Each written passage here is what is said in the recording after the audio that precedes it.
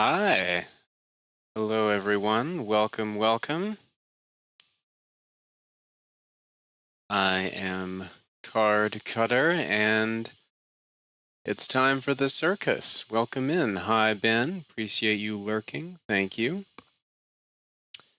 So today we're doing something new. We're doing West of Loathing with a little twist. Every option I choose, almost every option, I should say, will be determined by chance or by you in chat. So I have a coin here.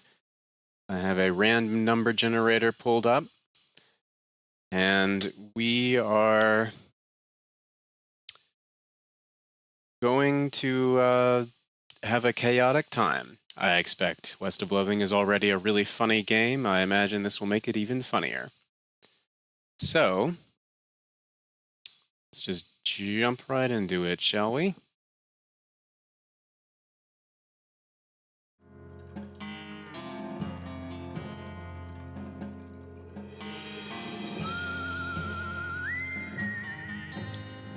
Oop.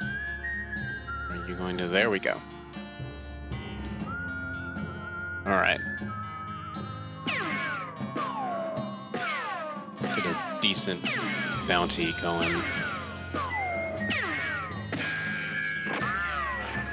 There we go.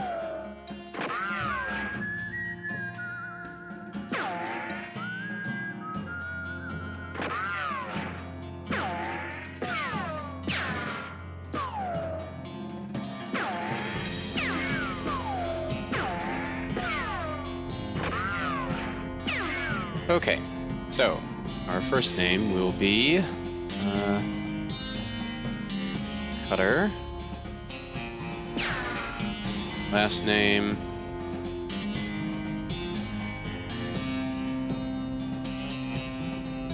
Cardman.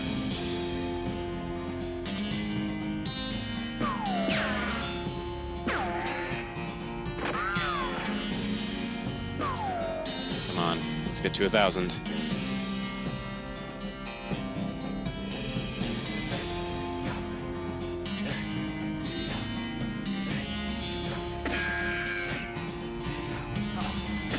Yeah, there we go.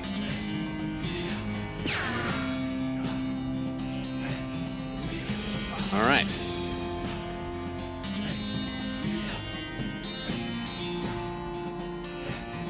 All right, so character class. What I'm gonna do is, I'm going to put it up to a poll.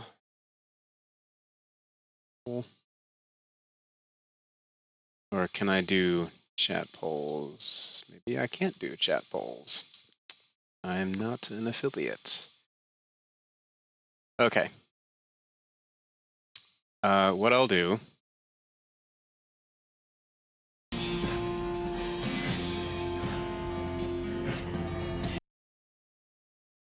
is have a number between 1 and 3. 1 will be Cowpuncher, 2 will be Beanslinger, 3 will be Snake Oiler.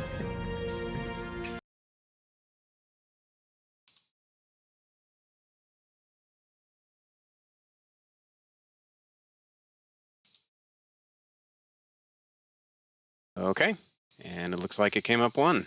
So, Cowpuncher it is.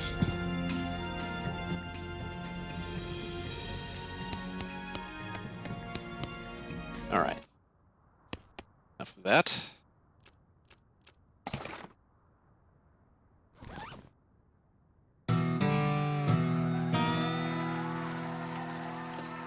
Gotta get that going. We're gonna have this on because I think it's funny. Comb the hair. Hello, buddy. Cricket. Set him free.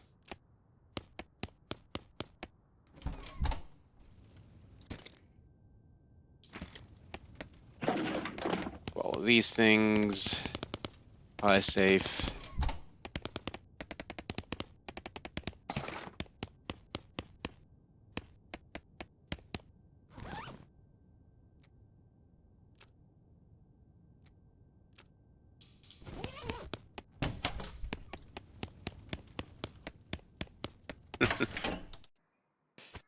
Okay.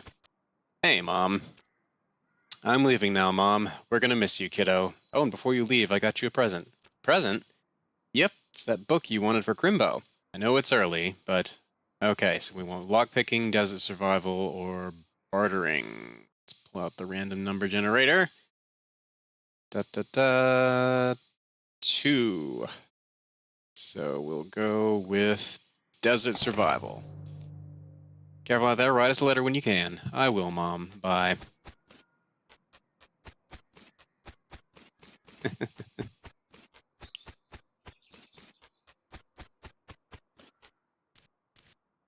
Get that. Hello, Dad. That hat doesn't fit you, Dad.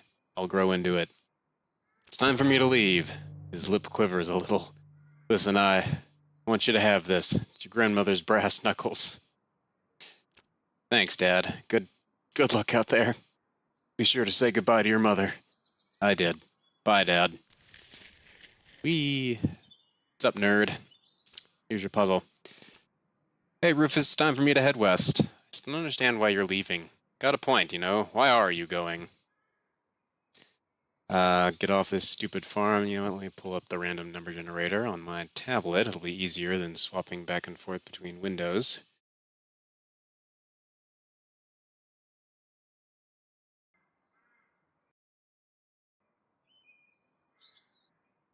Just a second here. Bird Raider. Okay, 1 and 3. 2. Okay, we're seeking our fortune. There's no opportunity here, kid. If I'm gonna make something of myself, I gotta go where I can get some meat. But it's so dangerous. 60% of the people who go west get killed within a year, and that statistic is from before the cows came home. I'll be okay. You worry about taking care of Mom and Dad. I'll worry about me. Okay, you say so. I still think you'll be dead by Crimbo. I'll miss you, Rufus. Okay. Give him a playful punch on the arm. All right. Let's cartwheel on out of here. Skip the... No, let's play it again. Dun. Dun dun. I'm gonna watch the opening credits again because I think it's funny.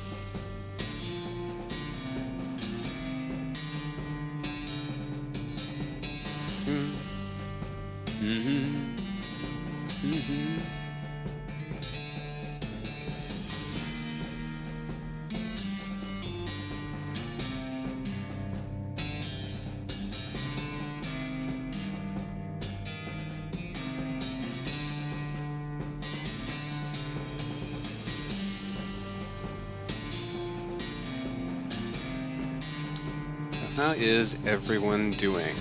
Well, I hope.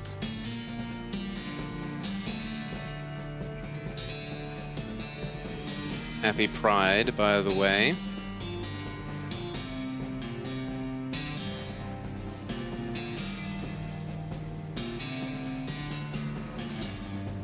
Might have noticed I am indeed wearing a poorly drawn hat that I was trying to go for in the style of the Loathing style. But it's not perfect, but I think I pulled it off. Well, the bad news is that you fell off that cart and got knocked out for a couple hours, and now you've got no ride, no meat, and no prospects. Good news is that you're in a town rather than an adult somewhere. Not much of a town, though. Dust myself off. Turnip. Taking it. Hey, buddy. You know a secret? Well, too bad. Screw you, then. Alright, I'm gonna run into these cacti a few times just to get the perk that's associated with it. Crab walk into the cacti. There we go. Mostly scabs. Grab the board.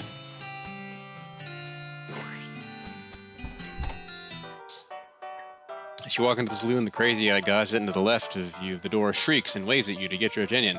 Hey, where's your hat, dagnabbit? Well, you can't drink in here without a hat. Tain't proper. Wants you to take a hat, leave a hat box next to the door. Box, find the sturdy-looking Stetson. Rabbit. Thanks, Pete. Thanks, Pete.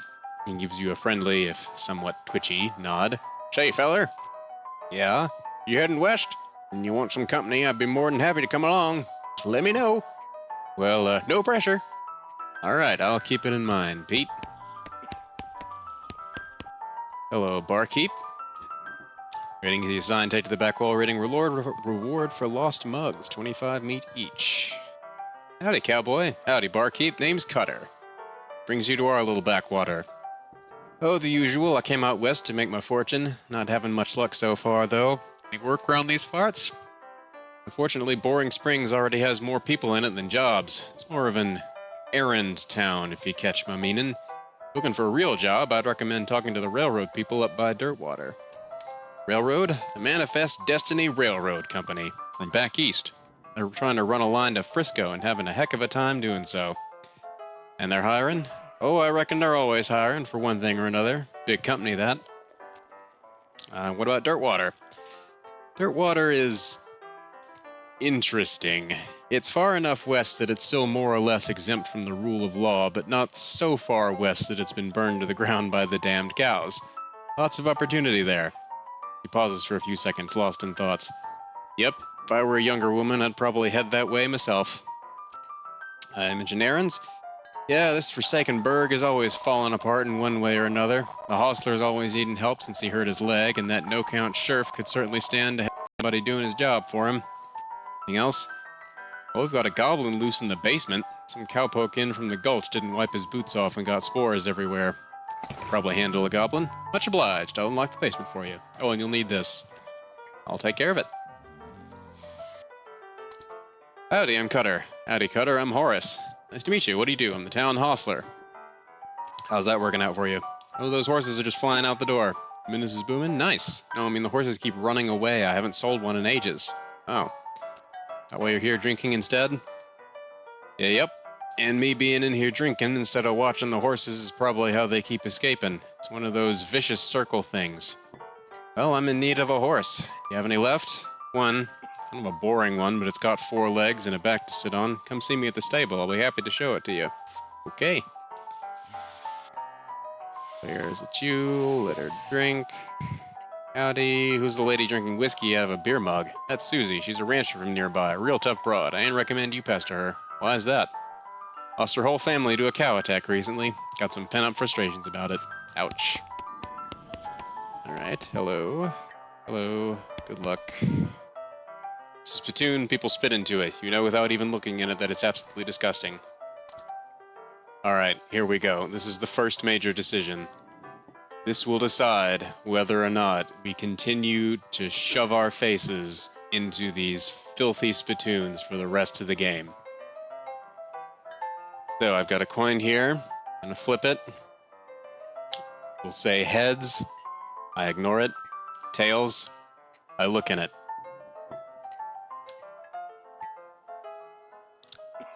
And it came up tails. All right. We are looking in every gosh darn spittoon that we find. Yep, it's full of spit. Regular spit, gross tobacco spit, chewing gum, and it looks like a few teeth as well. It's disgusting. And the smell, even from a distance, smells horrible. We're going in. We're now on your hands and knees, peering into a filth-encrusted spittoon. I don't understand. What is wrong with you? Wait, is there something shining at the bottom? Get it? You reach your hand toward the spittoon. Even before you touch it, you can feel the grossness in the air, like a greasy fog enveloping the stinking brass horror. It was like the vomit trough at a mesquite barbecue eating contest. You hesitate. Never surrender. You plunge your hand into the awful soup. It makes a sound like glop. Your skin is burning. Your eyes start to water. Search! Your fingers make contact with something. You pull your hand out of the devil's tureen slowly, not daring to risk splashing the contents all over yourself. You appear to have gotten some kind of ring, probably some kind of disease as well. Congratulations! Hooray! Worth it. Alright, hello, should leave him alone. We'll go down to the basement. We're not gonna kill the goblin just yet. Just gonna grab this newspaper. And this whiskey. Hello. Hold on.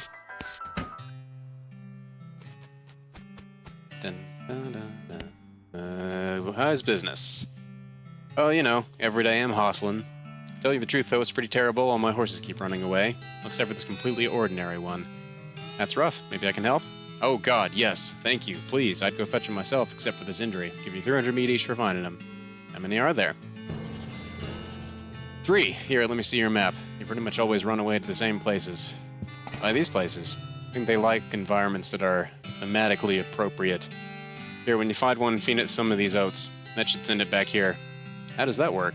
Our special pigeon-infused oats. Okay, will do. See you later. Yeah, needles.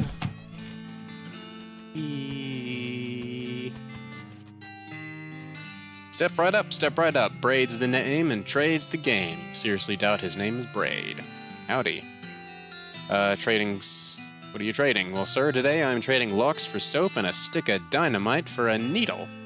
With the cunning Skinner who brings me 3 rattlesnake hides, well, to that adventurous soul, I will trade a fine silver pocket watch. No trades right now, thank you. Get lost, okay. Weird Cactus Man hybrid, he smiles at you. Howdy, Cactus Man. Howdy yourself, and the name's Bill. Cactus Bill. What happened to you, Bill? Well, to be honest, partner, I drank too much cactus beer and it turned me into a cactus. Doc Alice warned me this would happen, but I didn't listen. That's why they call you Cactus Bill? No, that's just a coincidence. Oh. Does it hurt? Does what hurt? You know, being a cactus? Oh, no, it's actually kind of nice. The natural fermentation processes inside the cactus part of me keep me pretty drunk most of the time. I guess it is a mite boring. Yeah, I bet. Wouldn't be so bad if I had something to read. You don't happen to have a newspaper or anything, do you? Sure do. Much obliged, partner. Now let's see here. What can I do to return the favor? Oh, I know. My shovel. I left it behind the outhouse at Orehole Mine. It's yours if you go and get it. I'm sure you'll find a use for it. Thank you. Don't mention it. Now, if you could just kind of stick that newspaper into my face before you leave. Sure thing, buddy. There you go. Lost. Ow. Alright. Grab that. Wanted for bird theft. Naked Mike Bernstein. Poster artist apply in person to the Yuma's marshal's office. Bimmy Fricker for Thace Thievin. 420 meat. Nice. Howdy, stranger. Welcome to Boring Springs. I'm the sheriff in these parts. The what now? He sighs. The sheriff, okay? Blasted sign painters. Hey, you wouldn't happen to be looking for work, would you? As a matter of fact, I am. Great, because I happen to have some. There's a gang of hoodlums around here what call themselves the Fricker Gang. Last time I arrested one of them, they busted him out and took my cell door with them. It ain't much good without the door. And I need somebody tough, smart, and/or slick to go fetch it back for me. Why don't you do it? You're the sheriff, after all. Gotta stay here and practice my chair tipping. Oh, of course. Alright, I'll give it a shot. Funny you should say that, because I'm sending the deputy along with you to keep you out of trouble. Takes a pistol out of his desk and hands it to you. Got an item. Deputy pistol. Deputy? You deputized a gun? You're new in town, maybe you ain't noticed, but there ain't much to do here except drink. Here, let me dart down where the Fricker Gang's hideout is for you. Got it. I'll be back with the door. Alright. First off, go here. Ignore you for now. Oh, I didn't read the, book.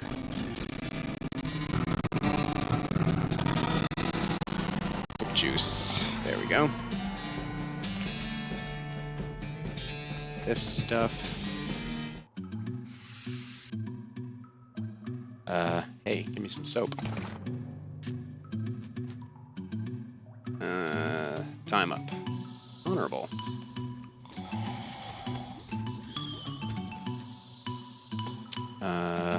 You cautiously approach the Fricker Gang. They're pretty engrossed in their poker game, so it doesn't actually require that much caution. You hide behind a barrel and eavesdrop on their conversation for a while. The one with the eye patch is quiet, but you gather that his name is Snipe, and that the squirrely one is his brother Wimpy. What's your play here? Howdy, boys. Deal me in. The one without the eye patch raises an eyebrow at you. Who are you? How'd you get past Thud and Soapy? What do you want? So I'm not going to make too many, choices here in the prologue, just because I want to unlock, all of the sidekicks that we can have. and just kind of like set things up to be as open as possible. We will do more once we get into the meat of the story. It's Bimmy. Bimmy, you ain't Bimmy. I am so Bimmy, I stole some Rube's face. Ha! You always did have a knack for face rustling. What's new, Bimmy? Gotta get out of here and fast, Wimpy. The Pinkertons are on to us and they'll be here any minute. Dagnabbit. Come on, Snipe, let's hightail it. I'll catch up. I'll catch up with you guys later tonight.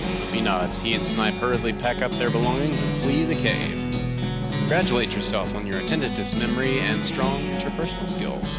Grab the door and get out of here. Grab this mug. Grab this stuff. Grab the cell door.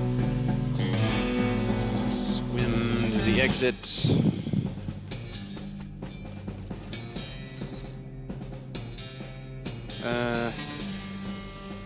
Thud, Fricker, the Fricker gang's intrepid lookout appears to be taking a little nap. Alright, we'll flip a coin whether we wake up or ignore him. Heads, we wake him up. Tails, we ignore him.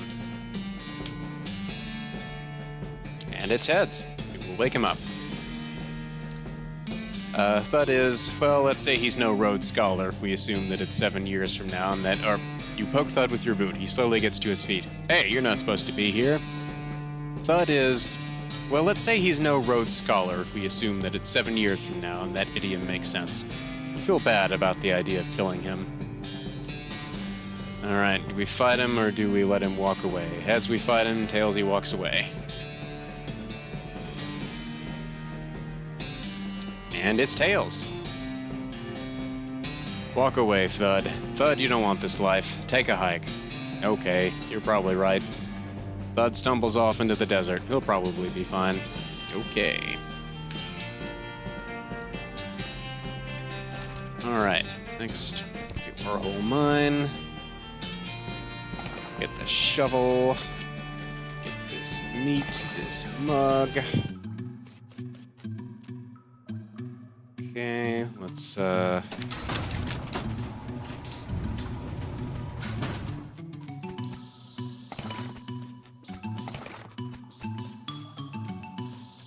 move this up.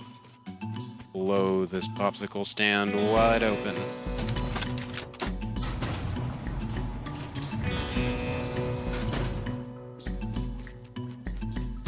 Oh, get a crowbar first.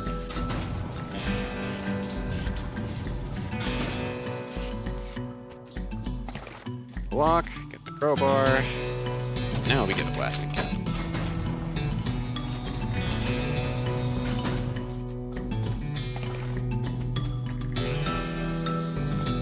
Grave danger. Press the plunger. Boom.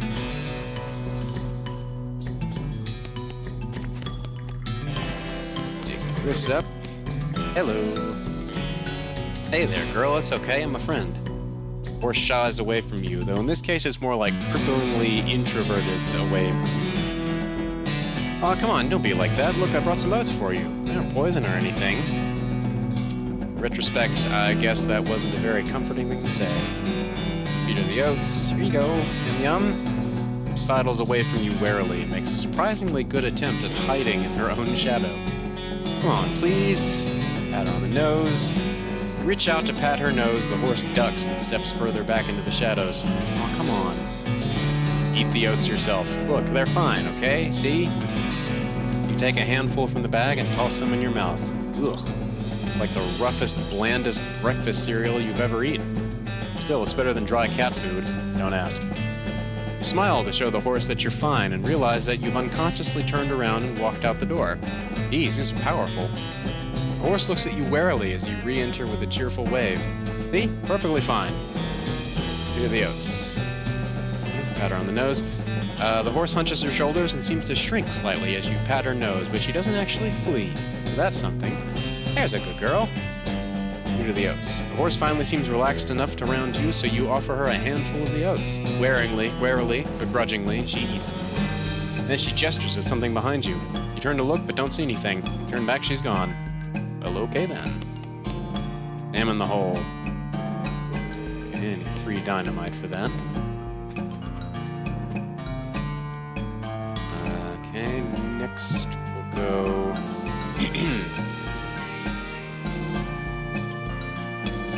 go to the Yard, our founder, Zephaniah Boring, 1806 to 1885. He was actually a really interesting guy.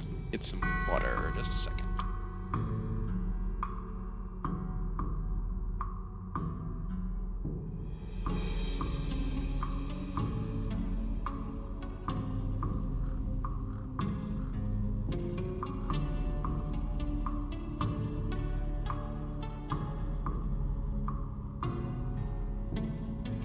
Okay.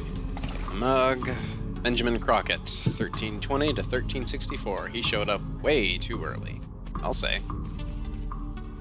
Beauregard Skelton, Captain, 3rd Cavalry, 1820 to 1886. Fight me.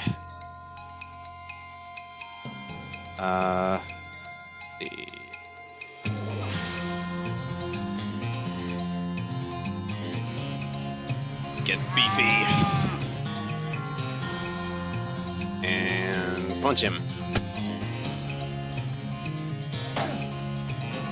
Is that all you've got? Hiya. Pathetic.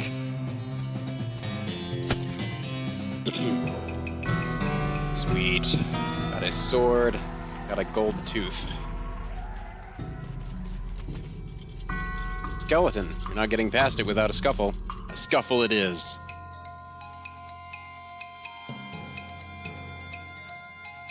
Beef up. And one-shot this guy. Take that. Wouldn't stay put.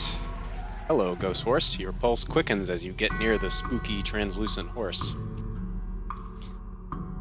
You approach the weird, semi-transparent horse cautiously so as to not startle her, though you quickly come to the realization that this is not a horse that startles easily. Hello there. Hi. I'm a friend, okay? Yay. It's a little strange how you did that without opening your mouth. Pat her on the nose. You pat the horse on his nose, which is very cold. If you were going to ride her, you would want an extra saddle blanket to keep your butt from freezing. Feed the oats. Here you go, girl. Have some oats. Hold out a handful of oats for the horse, but she just sort of stares right through you. Ugh. Please don't look at me like that. Try the oats again. Rolled out the oats again, but the horse continues to ignore you. What's the matter? Are they not spooky enough? Not sure how to make oats spooky. I guess I could put some bone meal on them, but I don't have anything handy to grind up bones with. Grave dirt? Is that a yes? Weird. Okay. Add some grave dirt to the oats. You sprinkle the oats with just a little bit of grave dirt and hold them out again. The horse gazes expressionlessly at them, then eats them. With that, she glides away in the direction of town. Czar. Timothy Cochran, 1885 to 1895. 1855 to 1895. Devoted husband. Elizabeth Cochran, beloved daughter. Silas Cochran, a baby. That's sad.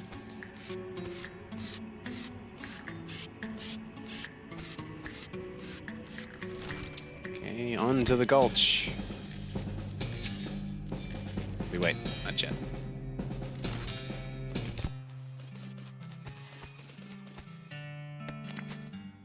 Okay, don't know how you spotted her hiding in that mine. Thanks for sending back my dark horse. Sure thing. My pale horse made it back safe. Thanks for your help. Anytime. Something earlier about an injury? Yeah, I busted my knee while mucking out the showroom. Don't ask how, it's embarrassing. Gonna get Doc Alice to have a look at it, but she gave up doctoring. Why'd she do that? Nobody knows. She just shut herself up in her office. Said she wouldn't talk to anyone except Nurse Whiskey. That an actual nurse, or I'm pretty sure she was just being sarcastic. I see. Okay, I'm gonna shovel that up. Shovel that up. Shovel that up. Shovel that up. Pick that up. Hello. Whiskey delivery for you, Doc. What brand? Nurse Whiskey, your favorite, I'm led to believe. Didn't know she makes house calls. Alright, hold on. Hear rattle as she unlocks the door. Side. Doc Alice looks to be about in her 50s. Her hair is graying and her face is lined, but her eyes are still clear and sharp, if bloodshot. She holds out her hand. Whiskey. Stat. There you go. She cracks open the whiskey and fills a small flask she takes out of her pocket. She puts the flask back in her pocket and starts chugging out of the bottle. Geez, Doc, that doesn't seem healthy. Who's the doctor here, me or you? Okay, point taken. Oh, shouldn't this be further away from the fireplace? I'll say. Stove is spotless. Either she's really compulsive about cleaning or she never cooks. Hey, Doc, can I look at your books? Sure, if you want to. Not that they're going to do you much good in this doomed-forsaken hellhole. Try being less cheerful, Doc. Check out the books. They're all medical textbooks, except for a few. Legend of Curly's Meat. The book tells the story of a legendary treasure, massive chest full of premium meat secreted, in the hidden sense, not in the extruded sense, in the western desert by an old cowhand named Curly Butterfield. Life and Works of Fred Ferguson. This book purports to be a Civil War surgeon's autobiography, but flipping through it, you mostly just find lists of reasons that drinking alcohol is bad. So, it's actually a work of ludicrous speculative fiction. At least there are some useful appendices in the back. And some diagrams of appendices. Goblinoid Tongue is a primer. Start flipping through the Goblin language book. It's confusing at first, but you eventually get so engrossed that by the time you take a break from reading, several blurfs have passed, and you also know that blurf is the Goblin word for hour. You've learned to speak Goblin. Sort of. Cool. Green a little. Thank you. Doc Alice continues to pour whiskey down her neck, occasionally stopping to breathe. Everything alright? It depends on how fast I can get this liver into my bloodstream compared to how fast my liver filters it out. I can't talk and drink at the same time, so... Glares at you meaningfully. So what's the matter, Doc? What's the matter? The whole world's gone to hell on a horse cart, and you ask what's the matter? Bandits, cow demons, dead men walking? Why don't you go ahead and pick one and I'll drink to that? Dead men walking? You haven't seen it? Corpses and skeletons staggering around like puppets with half their strings cut, looking to take a bite out of the living? Oh yeah, there was a skeleton in the cemetery. It's nice to get some outside confirmation that I'm not losing my damn mind. How's that even possible? It isn't possible. It goes against everything I know about medicine. Dead patients don't get back up. Patients? Oh, ouch. Doc Alice turns away, grimacing. Every doctor loses one now and again. You never get used to it, but, well, it happens. What doesn't happen is them coming back afterward and looking for revenge. That must be pretty rough. Rough? Buddy, I don't think you comprehend the situation. It's not just patients, it's neighbors, friends, husbands. Ooh. Indeed. She turns away from you and focuses her attention back on the bottle. Sighs exasperatedly, what now? What's the deal with all the TNT? It's so when I feel like I'm about to go, I can blow myself into bits so small there won't be nothing left to come back. That seems drastic. Drastic hell. No way am I taking the risk of becoming one of those things. Fair enough, I suppose. Do you have any idea what's causing the resurrections? Well, I heard a rumor. Rumor? What is it? When you get incomplete information from an unverified source. Anyway, what I heard is that there's a fella out west that's causing it. A necromancer, they call him. Supposedly he's sending magic out into the world somehow. Magic like the beanslingers use? I never heard of any beanslingers raising the dead, have you? Her scowl deepens. That'd be one hell of a can of beans. About that necromancer. Assuming he exists, what about him? Well, maybe someone ought to try to stop him. Doc Alice gives you a sharp look. You? 'Cause I know you ain't talking about me. Why not you?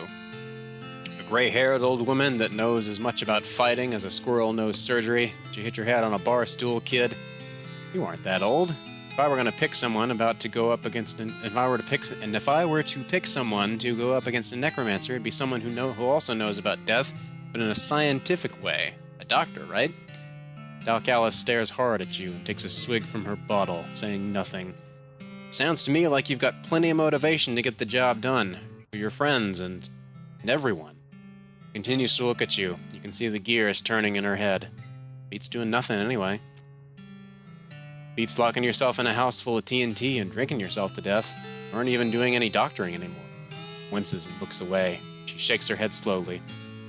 Seriously expect me to ride out west by myself, chasing a rumor? Doesn't have to be by yourself. I'm heading west too. Tag along with me and maybe we can find the guy and put a stop to him. It's crazy. Impossible. Impossible, like raising the dead is impossible? Alice crosses her arms and regards you thoughtfully. A spark slowly brightens in her eyes. Alright, kid. What the hell? Let's give it a shot. Cool. Alright, so that's Doc Alice. Alright, Sheriff. See, the Fricker gang hasn't put a stop to your breathing. You rescue my cell door, you hand the sheriff his door, and he hangs it back on its hinges. Nice work, stranger. This here prison cell just got about 4 times more secure. Are there any Fricker boys left for me to round up? Yeah, 1 or 2 that are asleep on the job. I'll go round them up shortly then. Looks like I owe you a reward. Produces a big bag of meat. Got another little task for you if you got the time. Should be a lot simpler than the last one. What you need? Well, the Frickers busted the lock when they took the door. Gonna need a new lock. I'll keep an eye out. Hello, Braid. Give me some soap. No trades right now. Here you go, Sheriff. I got one right here. That'll do nicely. Sheriff puts the lock on the cell door, then accidentally drops the key and it clatters into the cell. Hellfire. I don't suppose you know how to pick a lock, stranger. You got a needle handy? See what I can do.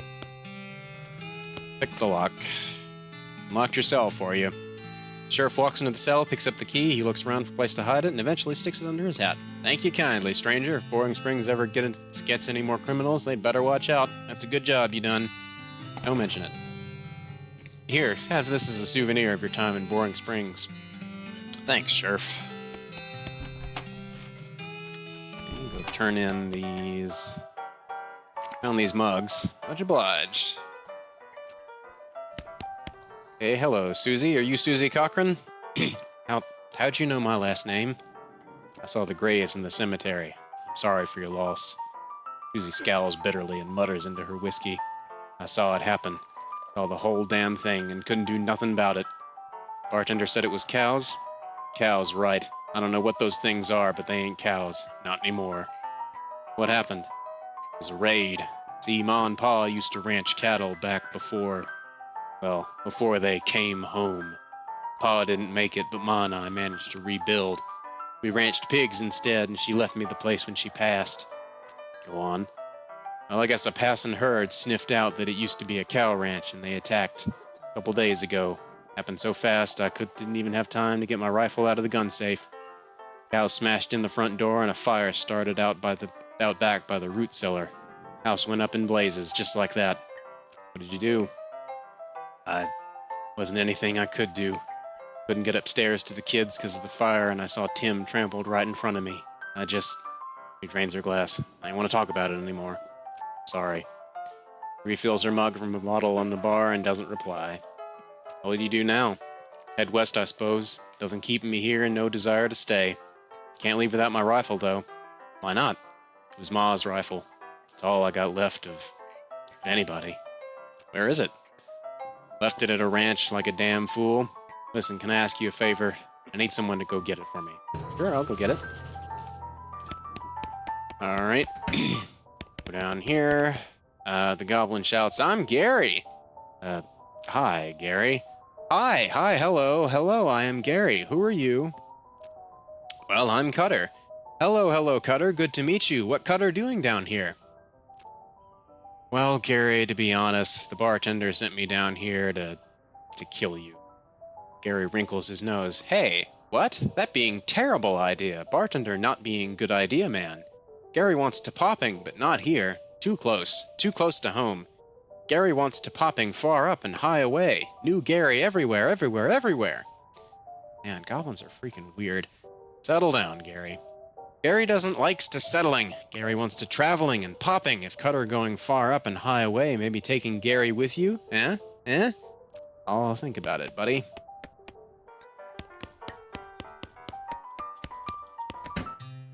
Oh, that's right. We can, What do you say, Pete? Who, me? Well, heck, I say all kinds of things. For instance, tarnation, there's a ghost in my tent. Huh? Take that old silver nugget off your hands if you like. Give you 81 meat for it. Sure, take it. Unrefined meat ore, take it. Listen, kid. Pete's eyes narrow as the gears in his head start to click. He fixes his gaze on you, and the tick in his eyelid seems more pronounced. Listen, kid. All this stuff what I've been buying from you. Spending time underground, ain't you? Well, you listen to old Pete's advice. You'll stay out of ore hole if you know what's good for you. There's stuff down on the 40th level that ain't worth messing with for a fellow wants to keep his eyes, if you catch my meaning. Not sure I do, but thanks. we will not be doing hard mode. That is just a nightmare. The ranch established 1991. All the water in this trough is boiled away. Each house burned to the ground. That house is the only thing still standing. The thing behind this door is making some pretty awful noises. Go through it anyway. Looks like somebody was in the middle of fixing a knife. Grab the knife. Eyes were not safe. Hello, you. This thing looks angry. You're not going to make it to that safe without dealing with it. Fight. Beef up. And hacha. Set on fire. Doesn't matter. The fight is over.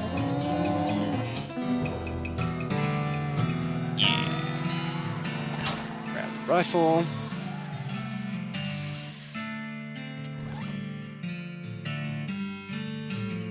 Six little notches carved into the stock. Now we can go to the Snake's Gulch and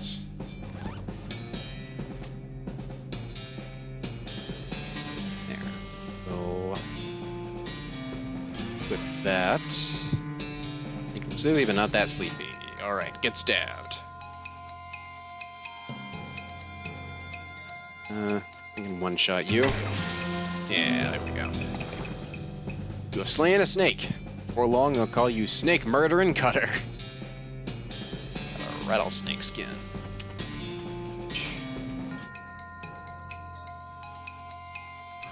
Beef up. Hacha.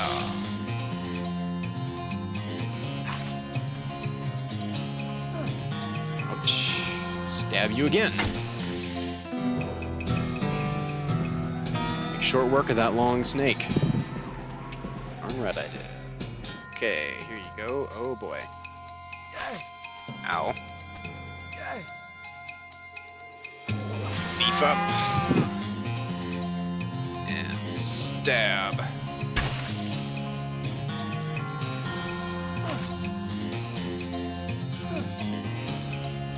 And you're dead. Yeah, okay, there's the 3 rattlesnake skins. Hello, buddy. Hey there, boy. Hey, fella, I'm a friend, okay? Cool, alright, be cool. Don't freak out on me.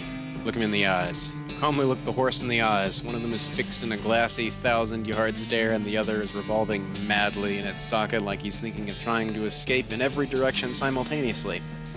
He looks to be calming down a little now that it's clear that you aren't actually made of spiders, though. Pat his nose. You carefully and gently pat the horse's nose. He twitches a bit. Okay, a lot. It seems to recognize that you aren't going to eat his eyes or suck out his soul or whatever madness is bouncing around in that skull of his. That's a good boy. Feed him the oats. You hungry, boy? I've got a little treat for you. Feed the crazy horse some of the homing oats and it gallops away with a whinny. Rather with a hopefully he's headed home and not into the 12th dimension. Cool.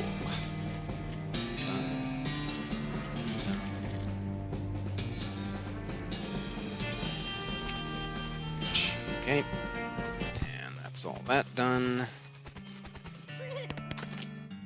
Okay, thanks for running my crazy horse. He was eating loco weed again, wasn't he? Not that I noticed. That's all of them. Can't thank you enough. Here's a little extra for you. Thanks. Okay. Get Susie squared away. On my rifle yet, stranger? Yep, here she is. Susie's eyes well up with tears as you hand her the rifle, and she roughly scrubs her sleeve across her face before any of them spill over. Thanks, stranger. I didn't catch your name. I'm Cutter. Thanks, Cutter. Can't rightly say what this means to me. She looks at the rifle for a long moment, then looks back up at you. She sighs. Well, that's enough wallowing in misery. Time for me to hit the road. You want me to tag along when you head west, you just say the word. Sounds good, Susie. Okay, yep. I think I delivered all the mugs. All that's left is to buy a horse. Sell me a horse. Alright. Whip out our random number generator. Random number from 1 to 4. And this will determine which horse we get.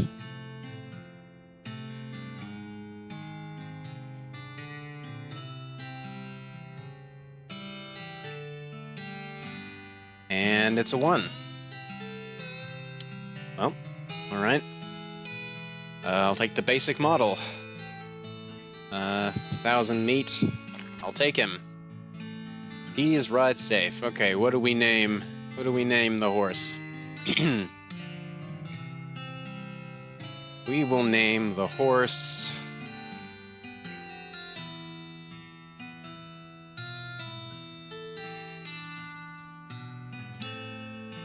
Help me out here, chat. What do we name the horse?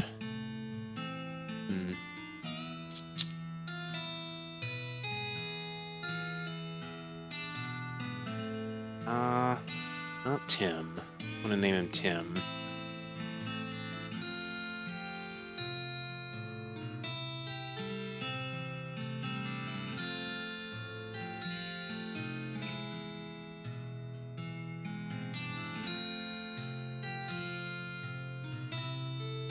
Oh, I know. We'll name the horse Bojack, after that show that I've never seen. Or, no. Silver. Lone Ranger up in here. Name your horse Silver? Yes. Alright then, Silver the horse. It's got a nice ring to it. Okay. Forgot free with every horse purchase is a complimentary map. Thank you, Southeast West map. Alright, let's tumbleweed on out of here. Leave Boring Springs, you won't be able to come back. Oh, whoops. I almost forgot to get that pocket watch.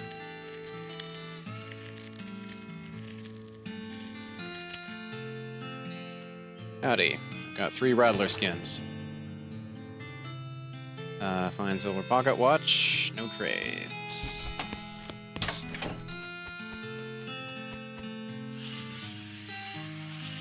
Alright, now we're swimming on out of here. Let's go. Okay, so. Now, we decide who comes with us, or if we go it alone. Random number, 1 to 5. And it's a 3. We take Susie. Pop back to Saloon and collect Susie.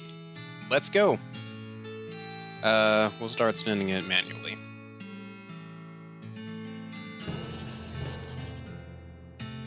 Head for Dirtwater.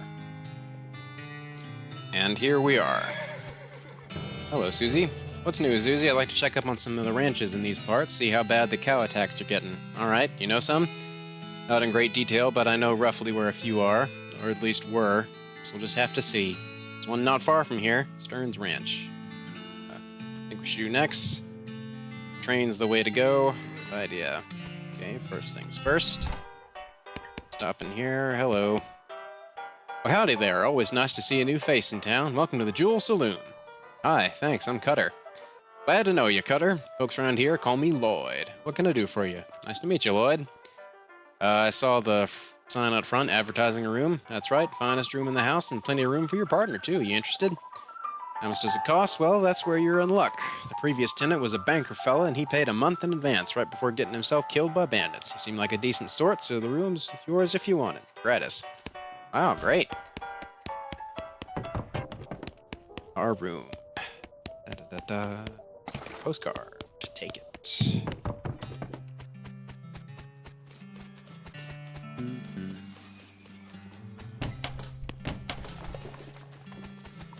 Hello, small child. Some flowers. Post office. Mail for me. Darn. Well, I'd like to send a postcard. Quick note to the Rufus, letting him know what you'd be up to. Prepaid, 0 meat. Thank you. Da-da-da-da. Lot available, lot available, lot available, lot available, lot available, lot available. Not a lot available past this point.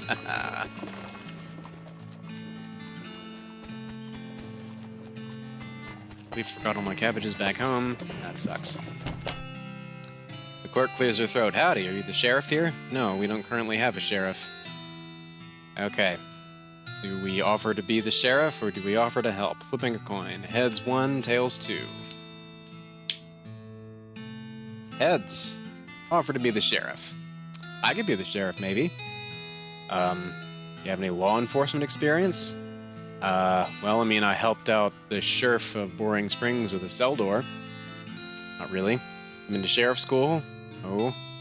You have an existing relationship with Dirtwater's local government? Are you familiar with all the local ordinances? You even live here? I mean, I rent a room above the bar. No. Then what, may I ask, in tarnation makes you think you'd be qualified to be the sheriff?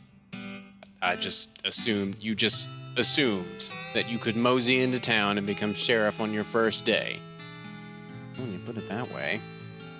She snorts. If I had 5 meat for every wide-eyed, protagonist-looking kid who wanders in here thinking they're the most important tenderfoot to ever strap on iron, I wouldn't need this dead-end clerking job.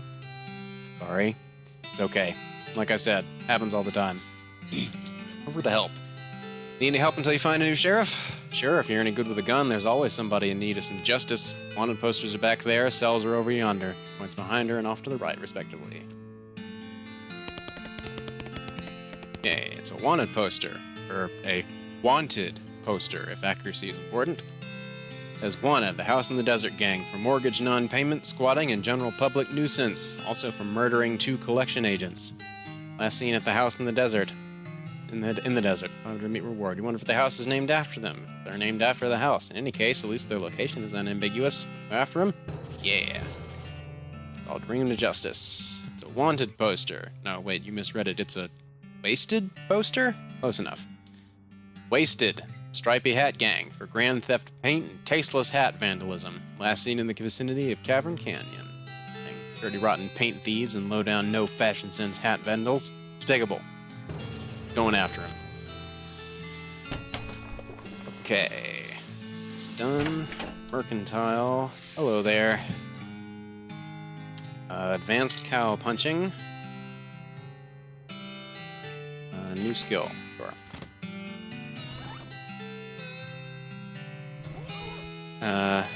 Haymaker. That skill that deals damage and briefly stuns an enemy. Brawny. Perk which increases your maximum HP. And Menacing Moo, a skill that reduces the muscle of all your opponents. Alright. Random number generator, here we go.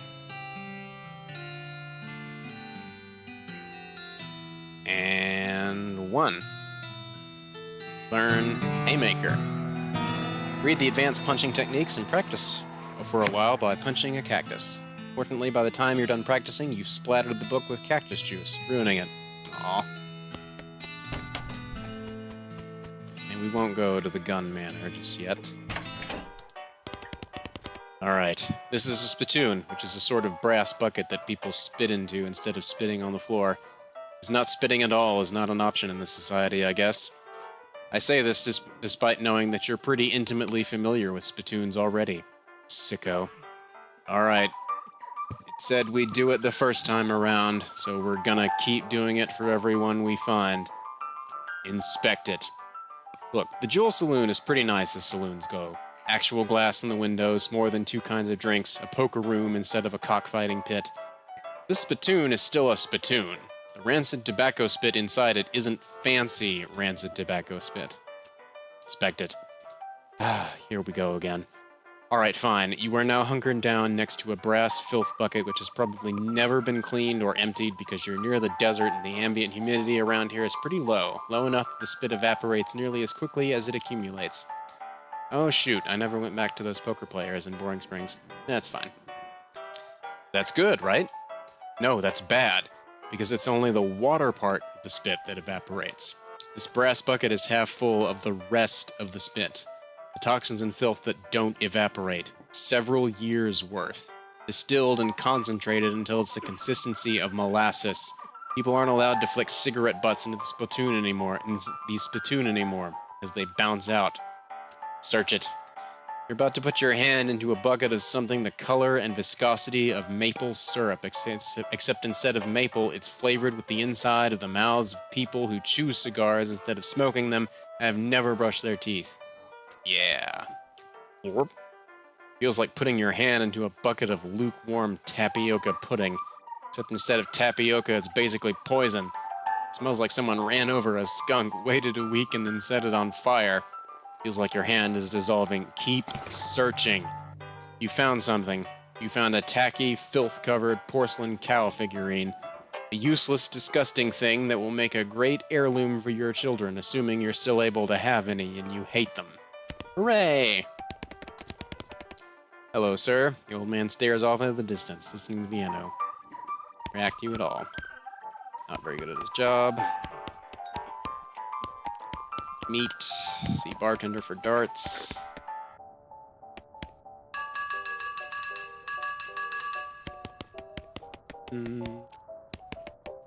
That up. Kitchen.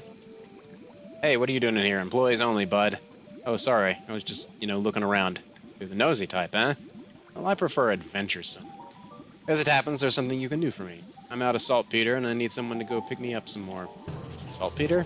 Isn't that used to make gunpowder? And other things. Look, who's the chef here, me or you? Okay, where can I find it? Best bet's a military camp. It's used to make gunpowder. Shut up. Nearest one is Fort Cowardice. They kept it in little green jars. Okay, be right back. Hello. Oh, still looking.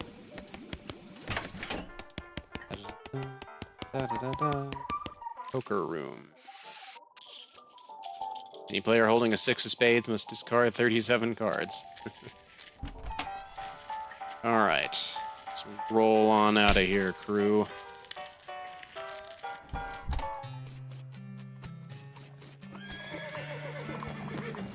Okay, first off... railroad camp.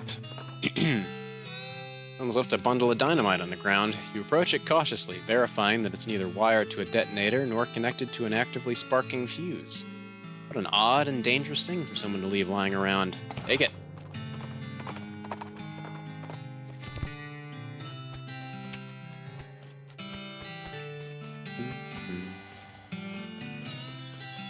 I should never input a charge of a switch. Hello. He's too busy playing with his watch to get any work done. Get that watch. Bought it from this gal who runs a store down south of here, named Button Willow. Button Willow Mc...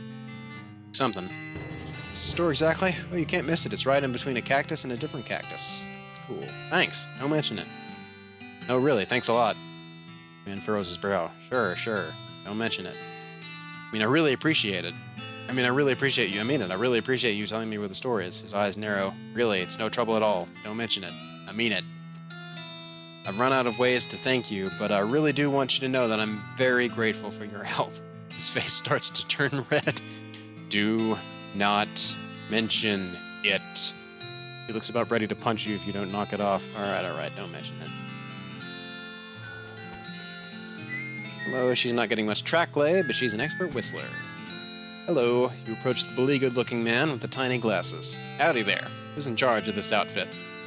If I'm being charitable, I'd say that the fellow over there in the white hat is the foreman. Points at the man next to the huge pile of rocks. And if you're not, he smiles. And I'd say that paper-backed idiot over there in the absurd white hat is the fellow you're looking for. Alrighty, thanks. Hi, are you in charge? I was wondering if there's anything I can do to help. Want to know something? I love trains. Oh? Ever since I was a little boy, huge, magnificent, roaring iron beasts were magical to me, like dragons. When the opportunity arose to take on management of this rail line, I jumped on it like a shot. And you know what I learned? What's that? Organizing and building and running one of these operations is the most amazing pain in the ass you will ever imagine. You want to help? Congratulations, you're the new foreman. Going home to play with my models. Swell. I guess I'm the boss now. Looks you up and down. Well, I suppose you can't be any worse than that last clown. His hand. Name's Smee. I'm your assistant. Situation. Well, I'm sure you didn't miss seeing this giant pile of rocks blocking our path. The surveyors say there isn't any other suitable mountain pass, so we can't reroute around it, even if we had the months it'd take. Any ideas? Well, by my calculations, we could dynamite it clear without too much trouble. Problem is, it'll take a lot of dynamite. Whole year's worth, I figure. We used to keep that much on hand for emergencies, just such as this one, but a pack of goblins stole it all. Sneaky little varmints. Alright, I'll get it back for you. Glad to hear it. Goblins are holed up over in Gustafsson Gulch. It's a real rough place. You might want to spend some time getting the lay of the land and honing your fighting skills before you head that way. Especially if you plan to go in guns blazing. We don't need that specific dynamite, though. Any you can lay your hands on would be fine, as long as there's enough of it. I'll look into it. Alrighty. So the main thing is started. Hey, buddy, where are you going? Alright. Hi-ho, Silver, away.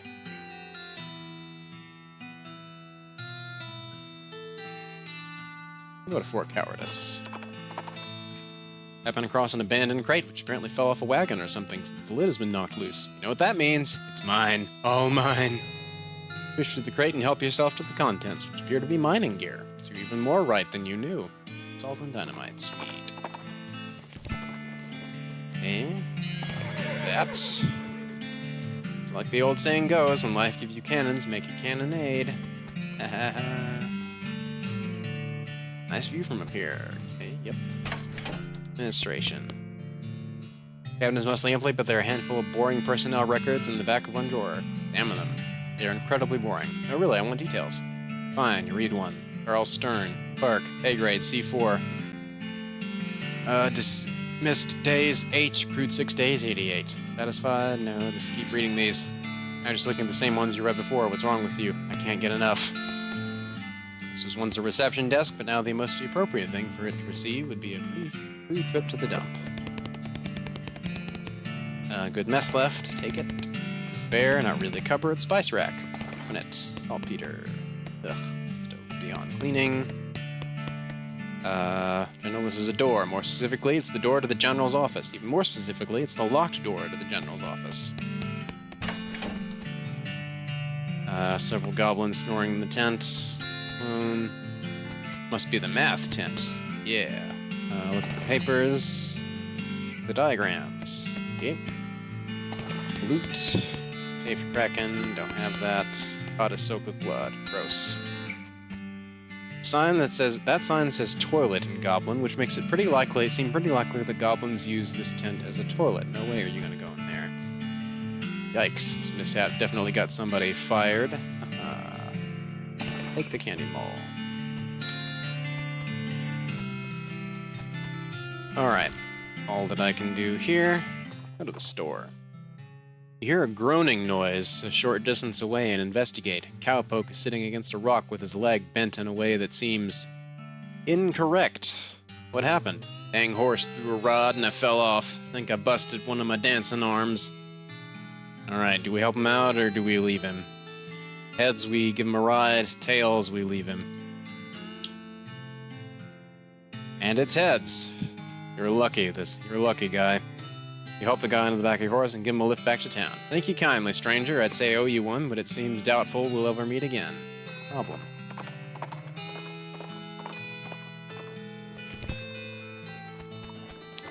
On here, get some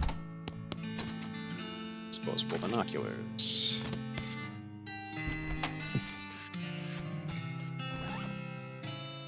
See, this is a set of army marching orders from before all of the army's marching orders were march back east just as fast as your lily-livered little yellow-bellied feet can go, you damnable cowards. Read it. Set of marching orders directing a rifle division to Fort Alldead, far to the north of Dirtwater. Treacherous territory up there. Feller ought to be careful. I will be. Okay. Here you go. Okay, the next thing I need is a certain kind of hot pepper. It's called a murder pepper. It's really spicy because it literally has a knife and kills people who ask dumb questions. They grow in the area outside of town. You should be able to find one if you just wander around a while. Right? I'll do that. Got you whiff of something that makes your eyes water. You trace it to its source, a vividly colored red shape hanging from a scraggly little plant. This must be the southeast-western murder pepper that fella at the Jewel was looking for. Grab it. Your finger and thumb immediately start throbbing as you pluck the pepper. You toss it into your rucksack before it can do any more damage. Hot! Okay, I got your pepper. Nice big one. It'll last a while. Good going. Okay, so if you're still looking for stuff to do, I need someone to go check my mail. I ordered a new saute knife, but I haven't got time to go fetch it myself. Here's the key to my post office box. All right. Go get you your knife.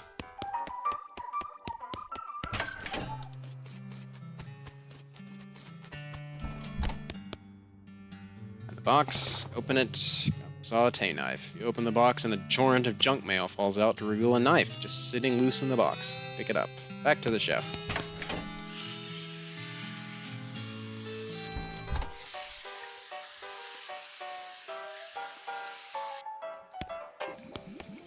Got my knife. Here you go. Excellent. This will work a lot better than that hammer I was using.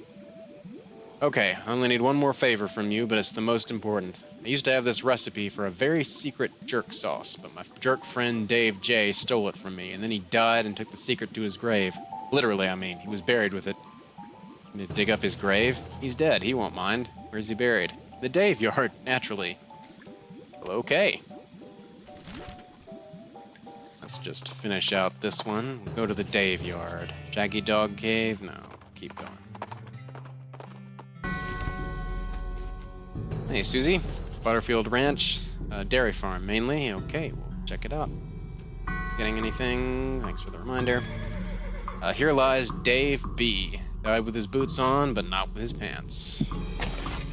You dig up the grave just to check the veracity of the epitaph. Sure enough, boots but no pants. Here lies Dave C. Went down in a theater. Seems like pretty restless. Put him down for good. Oh, still have the knife. Beef up. Get stabbed. Susie will shoot. Get stabbed again and you're dead.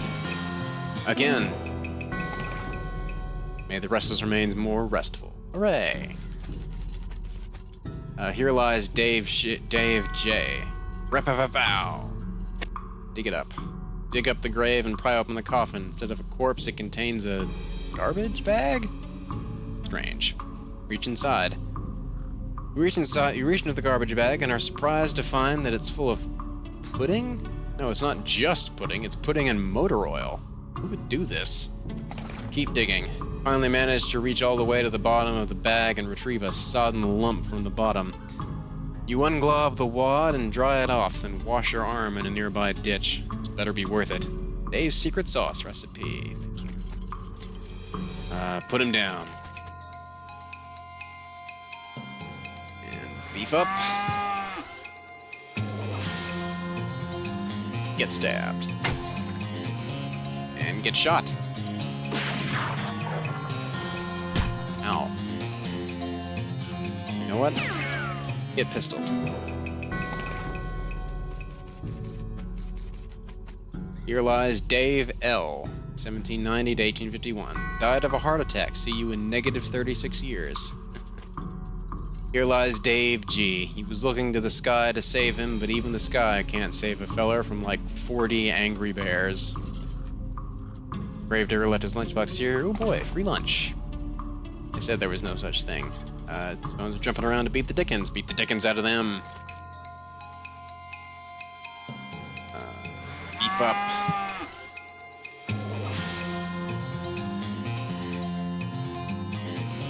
And get stabbed. Get shot. You are dead again. Skull chips. Here lies Dave D. Truth was out there. It killed him. Poor David Duchovny. Here lies Dave G. Murdered by a different feller named Dave G. Pile of bones that isn't moving around for a change. Dig through it. Skull with an odd tag on it. Examine. Tag on this skull has a serial number on it and says it was borrowed from the submission catacombs on February 19th, 1886. Geez, this thing is really late. Back of the tag has the catacombs address on it. Old mission. Skulls. Check them out. Enter cemetery alone. Okay. It's one of those things they have in mausoleums, you know, one of those big marble things. Doors full of skeletons. B for now. What's happening here? Full circle, John and red chalk. This is a pile of mostly burned rags that maybe used to be a person. Investigate. Dig through the rags, find a few things that look like they're worth keeping. Door splattered scroll, human ashes, and a robe receipt. Down sarcophagus. This is a receipt for the delivery of 150 black silk robes. Sounds pretty ominous.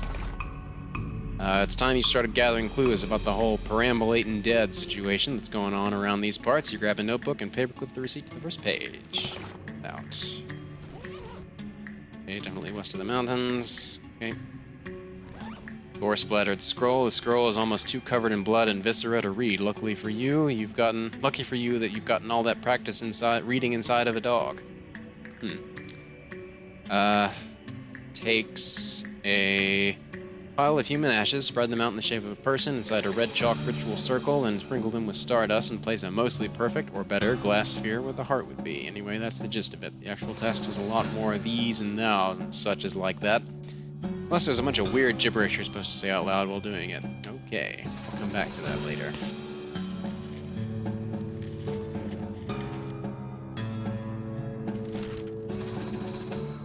Alright, back to you.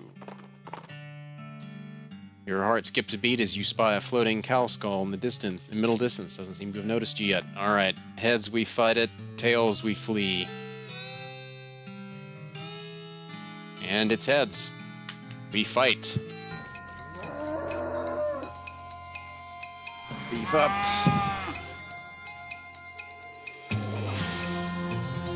Get stabbed. Get shot. Oh. And get shot again. Or stabbed again. And shot again. And you're dead. Cow fangs, brass bull ring. Susie carves another notch in the stock of her rifle. Cow hate flashes in her eyes. Her resolve intensifies. Susie becomes stronger. Way to go.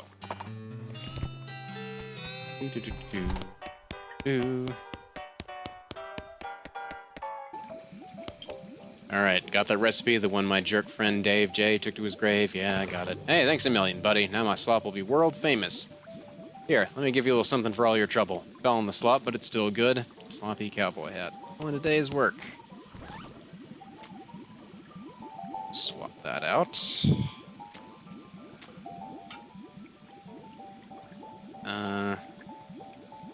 Get our cavalry saber.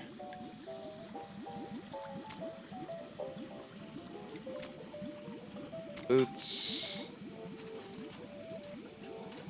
That there.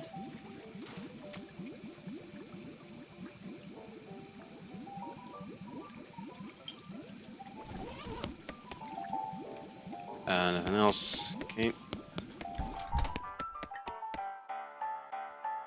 Won't buy anything just yet.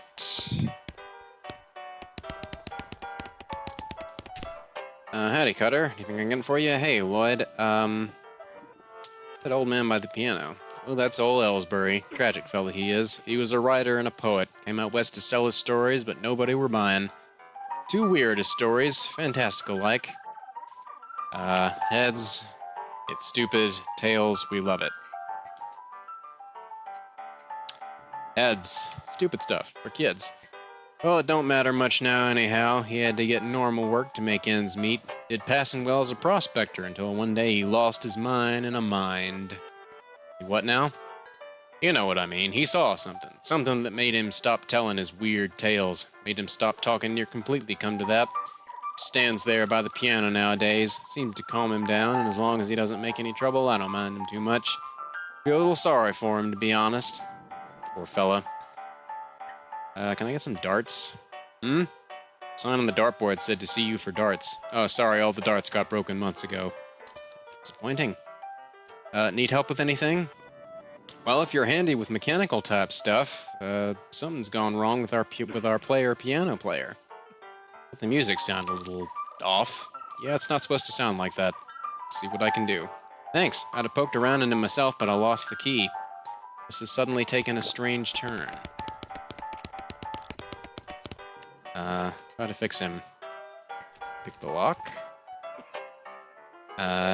Open the hatch and check out the machinery inside. There's obviously something wrong, giving all the plinking and springing and clicking noises coming out of the gears and stuff. It's pretty complicated. Come back to this later. Let's see. Oh, yeah. Can upgrade some stuff. Upgrade mysticality.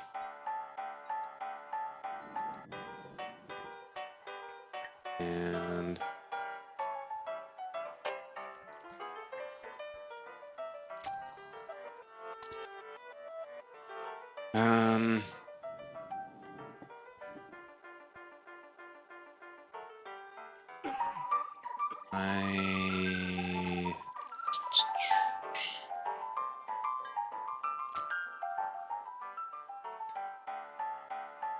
be more intimidating.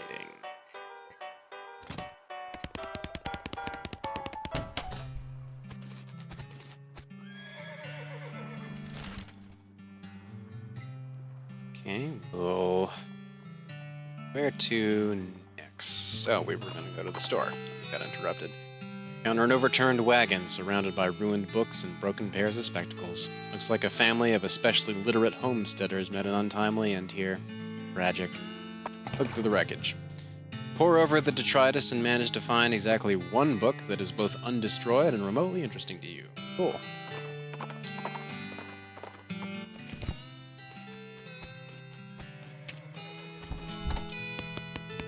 Hello, Button Willow McKittrick. Woman behind the counter stares at you with a huge grin on her face. She gestures at the goods she's got for sale. Take a look. Advanced cow punching, a hammer, binoculars. Sell something.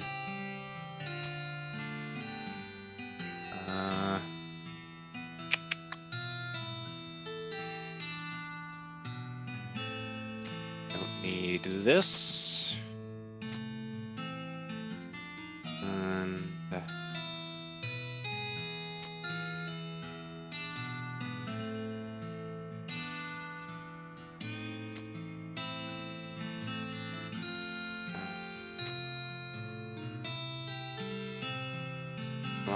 Pick 'em, a needle, pickaxe, hammer, all that's really expensive.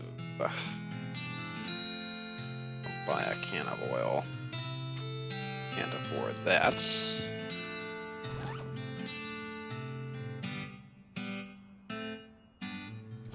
Cow punching skill. Bull stomp. Combat skill that does a small amount of damage. Brawny, ever vigilant. Okay, random number generator. Here we go.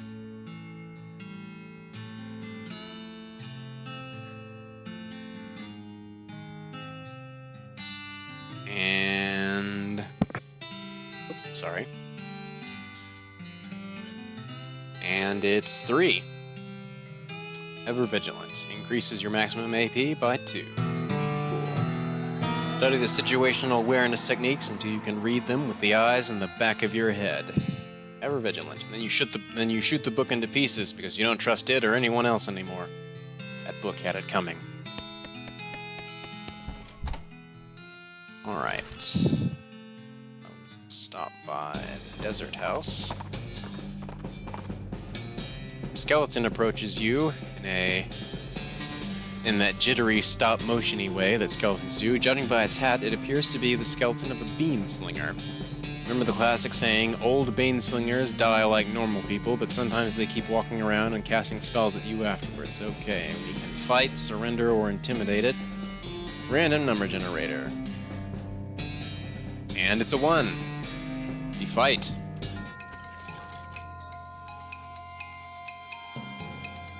Beef up. Hiya. And get shot. And you're dead. Again. Bean-stained pants. Lovely. As you dismount and approach the house where the bandits are holed up, you hear a voice from inside say, "What was that?" Uh-oh. Looks like you're gonna have to be sneaky if you want to avoid a full-on fracas. Heads, sneaky is our middle name. 2 are just okay. Heads, sneaky is my middle name. Wait, really? Okay. Heads, Or heads, it really is. Tails, we're just kidding. And it's tails. We're just kidding. Okay. Sneaking, sneaking, sneaking. Hello, dog. From the sound of it, you'd say this doghouse contains an angry dog. This doghouse contains an angry dog. Very funny. You're not going to get past it without alerting the gang inside the house. Okay. Heads, we fight. Tails, we give the dog a bone. And it's tails. The dog a bone. With the knick-knack paddywhack, you achieve your aim. The dog begins contentedly gnawing the human femur. Good for him.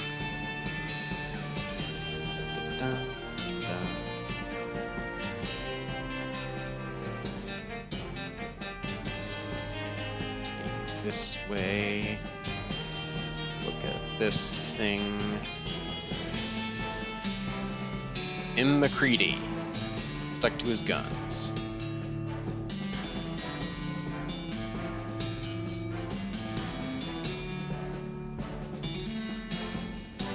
Okay, the hinges on this gate are really rusty. If you open it, the bandits inside are definitely going to hear. Okay. Heads, we fight. Tails, we sneaky. Tails. Sneaky. You use the last of the oil in the can on the rusty hinges. The gate swings open easily and silently.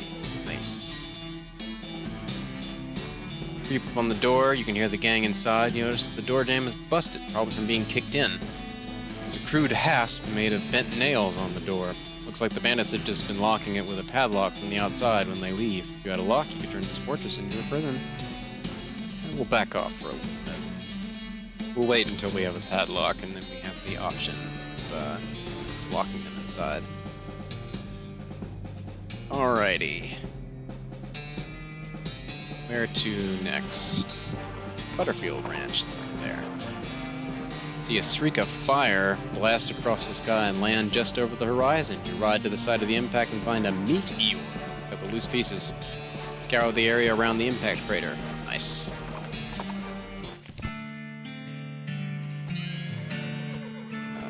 Cactus. Okay. Hello. You're gonna have to deal with this cow if you want to explore this area. Alright, bet.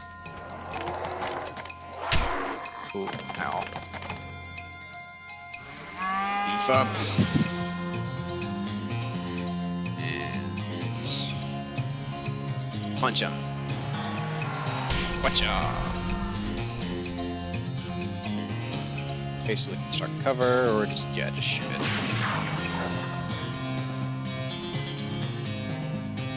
And throw a bit of dynamite at you.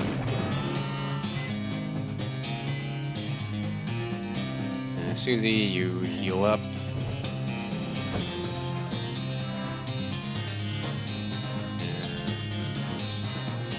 And stab you. Shoot you again. Now. Slash you again. And shoot you again. You're almost dead.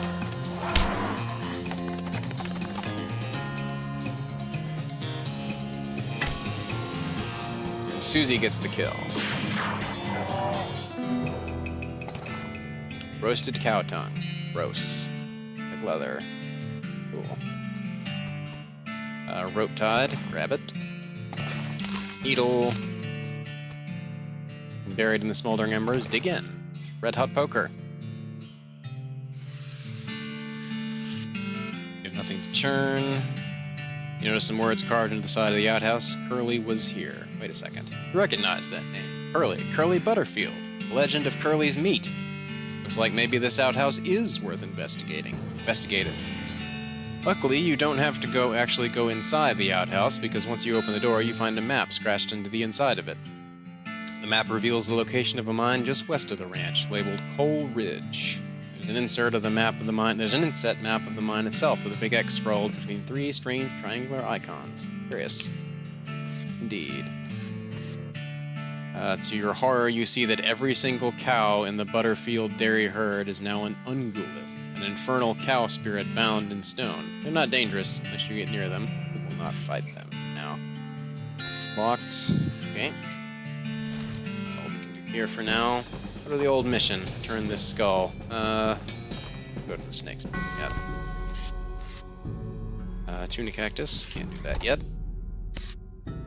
You're not a priest. You shouldn't mess with any of this stuff. Hello, sister. Oh my goodness. Oh my goodness. What's wrong, sister? They came back. They just came back and took them. I couldn't stop them. Whoa, slow down, okay? What happened? Our holy relics. The saints just stormed up out of the catacombs and took them back. Wow. I didn't know what to do. I thought maybe they'd fire me if I tried to stop them. The cardinal will be here any minute. What am I going to do? Start with, take a deep breath and try to calm down, okay? What's your name? I'm Sister Mary. My name's Cutter. What's this about saints? Our mission is to protect 3 sacred relics. I'm the relic keeper. It's my specific job to look after them. Wait, do they call you Memento Mary? She shows you the ruler she keeps tucked in her sleeve. No, they do not. Okay, sorry. So what happened? The saints. Oh, it's too horrible. They came to life somehow. They came up out of the catacombs all skeletal and ghastly looking. I mean, it's probably blasphemy to say that, but I nearly fainted. And they took back their relics. Yes, and if they aren't recovered before the cardinal gets here, I'll be in so much trouble. Uh-oh, how much time is there? Well, actually he's months overdue, so it's probably not all that urgent, but still. Alright, I'll get him back for you. Oh, thank you so much. Oh, wait a second, are you going to have to fight them to get the relics back? Because that's probably blasphemous too. I mean, probably, but if black magic brought them back to life, that's like super blasphemous, right? So it evens out? Oh dear, the cardinal is going to want to have a very long talk about this. But go ahead and do what you must, I suppose. Okay.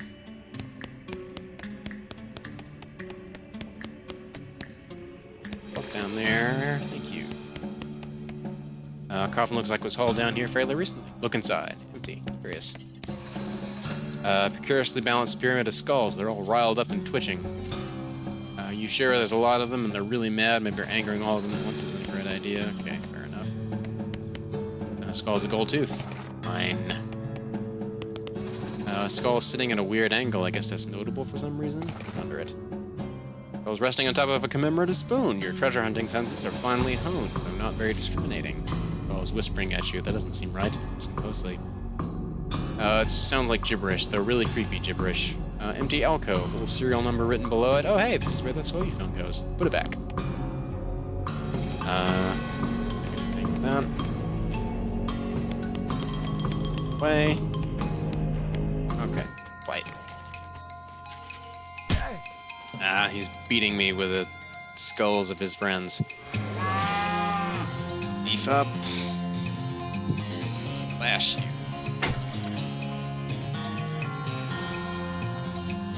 This kind of looks, the way he's holding those, looks a little, just a little sus, you know? Just a little bit. Anyway. Ow. And you're dead. Get this way to Paseo del Santo. Plaque. Read it. Here lies Saint Beefus. After he died, his body kept trying to rise to heaven, but it was so heavy it just kind of flopped around a bunch. They had to inter him in a big stone sarcophagus to put a stop to it. Gross. Jeez, they really knew how to build a heavy stone sarcophaguses back in the day. Okay, can't open that yet. Remains of some kind of dark ritual. This stuff looks like it was abandoned weeks ago. Just some trash, cloves, cheroot butts, stubs of black eyeliner pencils, that kind of thing. The necromancer's cultists are real litter bugs. Strange, though. How do they even get in here? Investigate. Wait, what's this? A note. Yes, it's a note. Cryptic note about ley lines. Read it. Examine the weird note, but you can't make heads or tails of it. You stick it into your necromancer journal for now. Okay. Black. Here lies Saint Pope. He was excommunicated for impersonating a pope, but there was some kind of bureaucratic issue, so they weren't able to unbeatify him. Weird. I'm Pope. Seriously. Stands beatifically behind the dais. He just keeps doing his Pope gestures, ignoring you. How can someone look so smug without even having a face? The longer you watch him, the more he gets on your nerves. Okay. Yet. Let's check this one.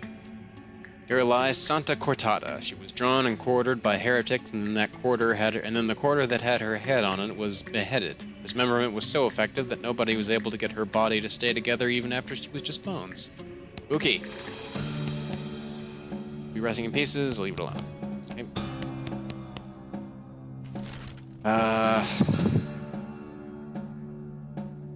Snake Spring. Said there. Dynamite Dan's discount Dynamite Dare House. Keep going with Snake Spring first.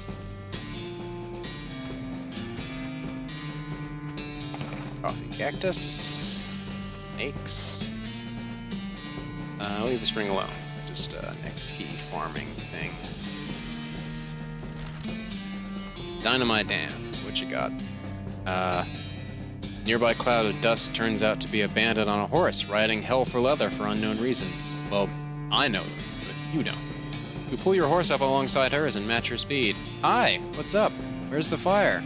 Get bent and or lost. Rude. Okay, get neither, fight, leave her alone, accuse her of robbery. Alright, random number generator. What do we do? 3. Accuser of robbery. I accuse you of crimes. Hand over your ill-gotten gains. Why, you... She whips out a pistol and points it at you, and you pluck it out of her hand. Thanks, that'll do fine. Pull on your rein, stopping your horse. The bandit, nonplussed, continues to ride away. Got a bandit pistol. Sweet. Hello, Dynamite Dan. Your supply of dynamite, that's 5,000, but I don't have that many. Let's go. Let's check out this mine. Can't open a safe.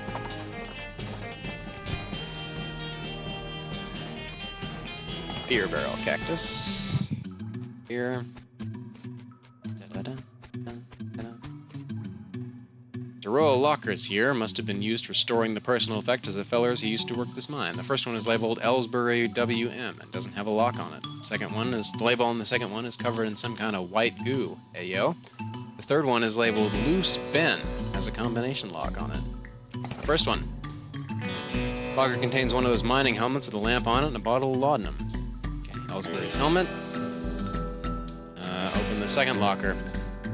You open the door to reveal a skeleton covered in the same white goo that was on the outside of the locker. Ah, you get it. This guy must have died after his coworkers played a prank on him when they stuffed him into his locker and then filled it with shaving cream.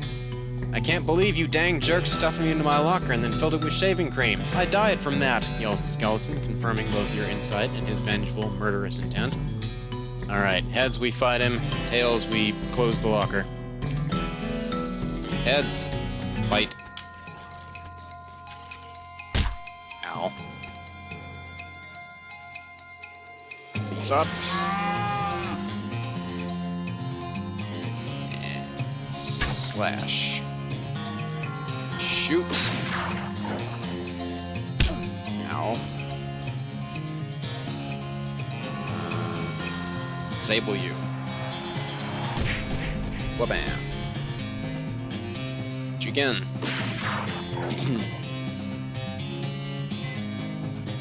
Stab you again. And you are dead.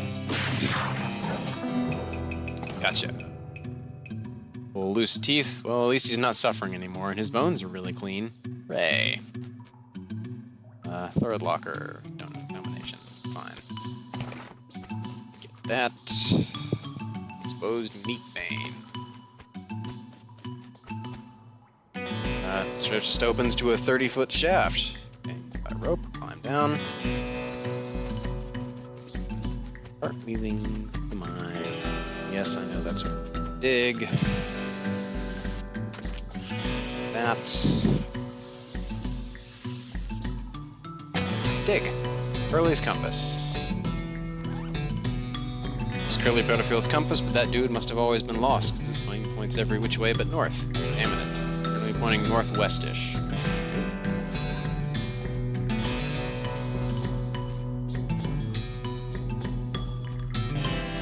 spiraling shape is making you feel strange. Car looks like it's only partially real. Anyway. Black fluid oozes from the vein. A scabrous mass sits below it on the floor. Take the fluid. Car is vibrating. You don't like this. The card is frighteningly normal. Look through it. Oof, it's like this guy should have picked better friends. Aha! Take the pickaxe. Free pickaxe. Cool. Inside, it goes in further than you expected. It's warm. You're in up to the shoulder. You feel it beating hard. Rip it out. Exposed meat vein, throbbing and pulsing. Warm. Reach in.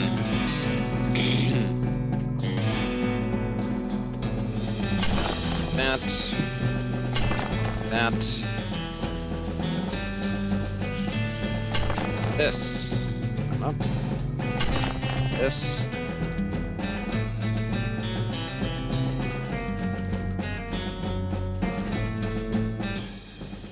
Okay. Let's go. Now there was something that required a pickaxe somewhere.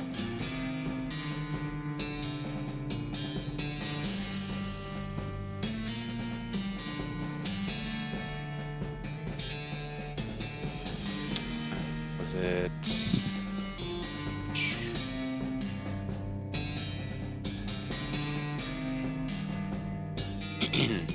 the ranch here? You hear a dry cough behind you, and you turn to see a skeleton dressed in a moldering old tuxedo and silk top hat shuffling towards you, gesturing angrily with his walking stick. The funeral lily pinned to his lapel is gilded, as are all of his teeth, as he was trying to take it with him. Alright, random number generator. 1. Fight. Ow. Jerk. Beef up. Throw a stick of dynamite at you for good measure. Hiya! You're dead. Gilded lily. Old tooth. You won. You grab all the wealth the skeleton couldn't take with it and take it with you. Nice.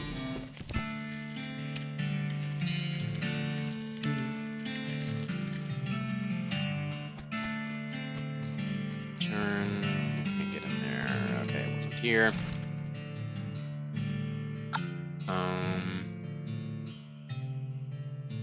Maybe it was just a wander event that I couldn't do. Go to the cave. You spot a small cottage on the horizon with what looks like a work table in front of it. Silversmith's house. Okay, we'll go there. Silver bullet making apparatus. Help yourself. The workbench is a little burner and crucible for melting silver things and some bullet molds. All seem pretty straightforward. There's also a vise, so you could smash silver bullets into needles if you wanted. Okay, don't do that just yet. Button cactus. Pick the lock inside. Spittoon, at least it looks like a spittoon, but it's next to the bed. Might actually be a bedpan. Investigate it. What, really? I mean, if it is just a spittoon, that's bad enough. But it might be a bedpan, and that would be way worse. Investigate it. I feel like maybe you weren't getting what I'm saying. We're talking about an object that someone probably uses when they wake up in the middle of the night and can't be bothered to walk to the outhouse. And the best you can hope for is maybe they only use it to spit nighttime tobacco juice into, in which case it's only full of rancid, congealing tobacco spit. I'm investigating it. Are you even listening to me, or are you just sort of skimming past the text? Bedpan. I'm pretty sure there's treasure in there, and you aren't stopping me. Bedpan. Shut up, I'm investigating. Okay, fine, have it your own way. Your own filthy, disgusting way. Turns out to probably not be a bedpan, but it is definitely a spittoon and is filled with rotting brown spit. Fish around in it. What's wrong with you? Bite me. Oh, good God. Okay, you plunge your hand in up to the wrist. It makes a gloop noise and breaks the thin skin of congealing toxins that was previously keeping the dire smell in relative check. Now you are choking in a miasma of oily, bitter chaw stink. You know that feeling you get when you're about to puke? You get that taste way back in the rear corners of your mouth, that metallic tang by the root of your tongue like you're sucking on a corroded old penny. Just tell me what I found already. Found a filthy slime-covered old brooch. Are you happy? Bet you're going to put it on without even washing it first. Maybe I will. So there. This book contains like 90 copies of Johnny Tremaine. There's something weird about it, though. It's too neatly organized, like maybe the guy was hiding something. Moxie for that. Shelf looks pretty picked over. Search. Find a couple things that look edible. Excellent. Can't crack that open. Nothing else in here for me.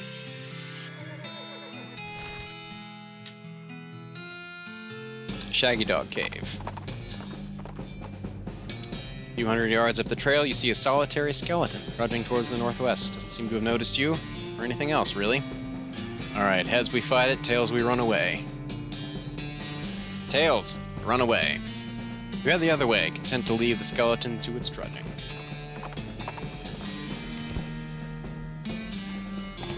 That...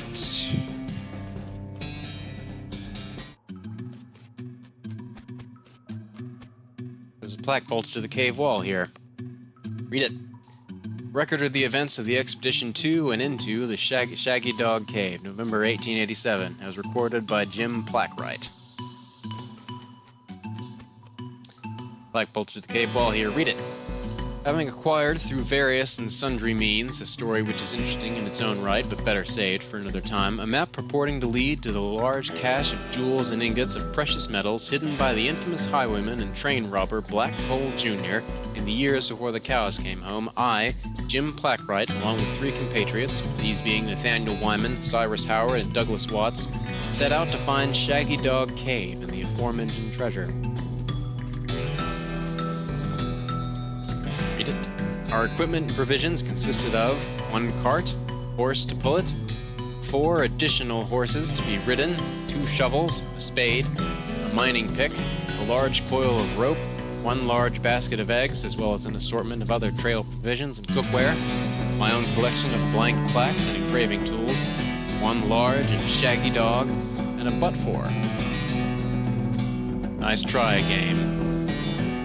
After traveling for 2.5 days to the south and east, we arrived at a small town named Dirtwater, the largest settlement in the vicinity of Shaggy Dog Cave. Leaving the dog to watch the horses, the 4 of us entered the local saloon and each ordered a beer, except Cy, who was satisfied with water. The barman who provided our drinks as requested and then withdrew. The barman provided our drinks as requested and then withdrew a small wooden box from underneath the bar, asking us if we'd care to witness something real interesting. Considering that we still had quite a few hours left to travel, we politely declined and asked him if he knew the way to Shaggy Dog Cave. He replied that he had never been there personally, but gave us rough directions, correlated nicely with the notes on our map. Upon leaving the saloon, we discovered to our dismay that some unknown villain had tampered with our wagon. Fortunately, the only supplies missing were the butt-for and the entire basket of eggs, apart from the one that Doug had concealed within a pocket for safekeeping. We also discovered that the dog had absconded with one of the horses, forcing Nate and Cy, after drawing of lots, to share.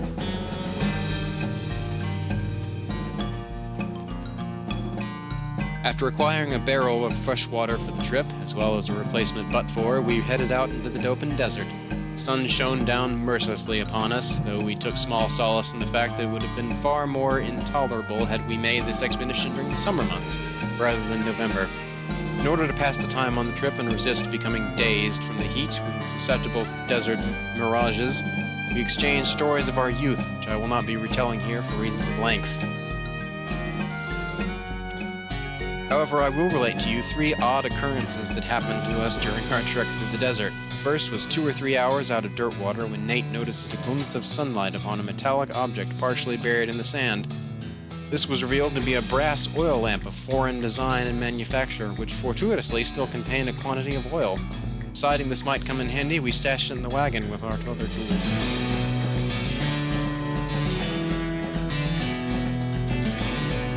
Our next encounter was with a nomadic goblin tribesman who we discovered spoke excellent English. We inquired as to our destination and replied that we were looking for Shaggy Dog Cave, though we did not disclose the reason for our journey. It The goblin confirmed that we were heading on the correct course and mentioned that he had only a short time earlier witnessed a large and shaggy dog riding a horse in the same direction. We all agreed that this was an unusual sight indeed and continued on our way. Sometime later, we encountered a large adobe hut occupied by two identical-seeming old men with wild hair and long white beards. They invited us to take shelter from the heat, which we gratefully accepted, and introduced themselves as hermits. This struck me as peculiar, given that there were two of them, but I felt it would be rude to question them on that point. One of the hermits confirmed that we were near Shaggy Dog Cave, and the other hermit confirmed that what his brother said was true. They also commented that they had seen a large and shaggy dog riding a horse in that direction. We all agreed that this was an unusual sight indeed. The hermits refreshed our water supply in exchange for our butt floor, and we continued on our way, excited to be finally nearing our goal.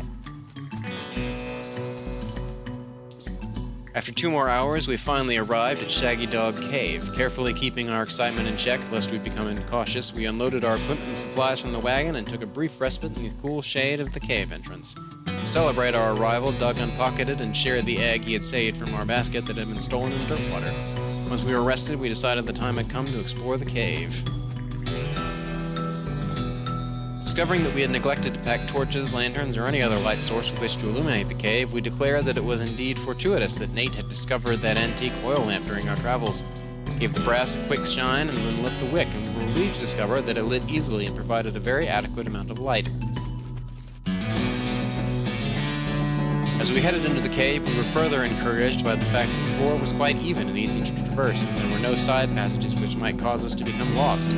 Despite this, I resolved to hang a number of plaques to mark our progress in the cave and engrave them with the tale of our journey, such that others who discovered the cave after us might be entertained and edified by our story. Are you entertained and edified, chat?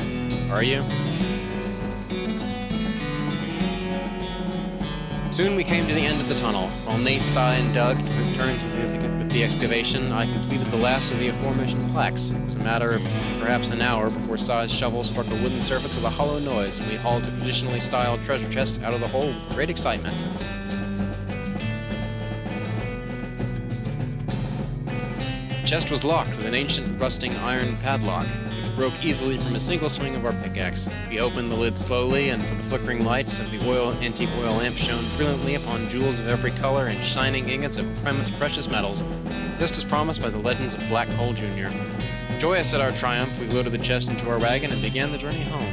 Thank you for reading, and may your own endeavors be equally successful. Signed, Jim Blackwright. It's a whole, completely empty one. Well, I'd say that was a productive trip into the cave, and that is a good place to leave it for today.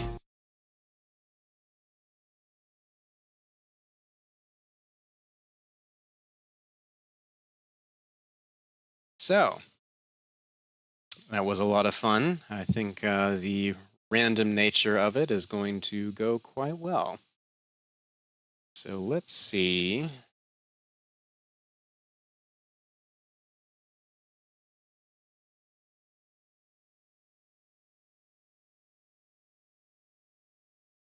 Okay, so we will call it there for today.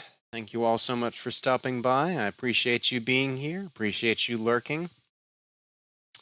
I will be live again tomorrow, same time, same place, with more Hill Agency as we continue to investigate the murder of Mary's sister.